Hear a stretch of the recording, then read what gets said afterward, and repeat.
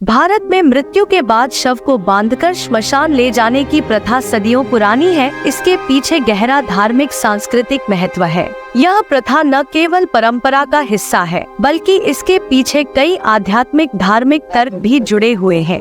आइए जानते हैं, शव को बांधकर श्मशान ले जाने का क्या रहस्य है। हिंदू धर्म में यह माना जाता है कि मृत्यु के बाद आत्मा शरीर को छोड़कर चली जाती है, लेकिन मृत्यु के तुरंत बाद आत्मा और शरीर का बंधन पूरी तरह नहीं टूटता। शरीर में आत्मा की कुछ ऊर्जा या छाप अभी भी रह सकती है। शव को बांधकर ले जाने का एक उद्देश्य यह भी होता है कि इस दौरान आत्मा के शरीर से जुड़े रहने की संभावना को समाप्त किया जा सके और शरीर का संतुलन बना रहे। धार्मिक मान्यता के अनुसार मृत्यु के बाद शरीर में प्रेतात्मा या बुरी आत्माएं प्रवेश कर सकती हैं।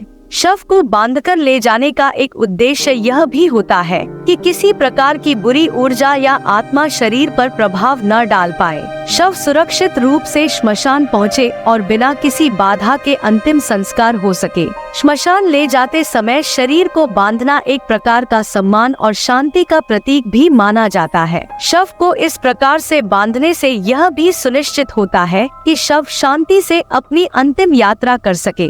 इसके पीछे मान्यता है कि जब तक शरीर को उचित रूप से नहीं बांधा जाता, तब तक उसकी आत्मा को मोक्ष प्राप्त नहीं होता। इसलिए इसे समाज के रीति रिवाजों परंपराओं का हिस्सा माना जाता है।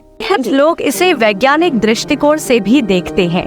मृत्यु के बाद शरीर निष्क्रिय हो जाता है, उसे स्थिर रखना आवश्यक हो जाता है। शव को बांधने से उसे स्थिरता मिलती है। श्मशान ले जाने में किसी प्रकार की असुविधा नहीं होती।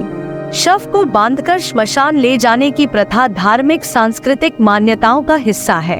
इस परंपरा का उद्देश्य आत्मा शरीर के बीच के बंधन को समाप्त करना, शरीर को बुरी शक्तियों से सुरक्षित रखना और सम्मानपूर्वक अंतिम संस्कार करना है।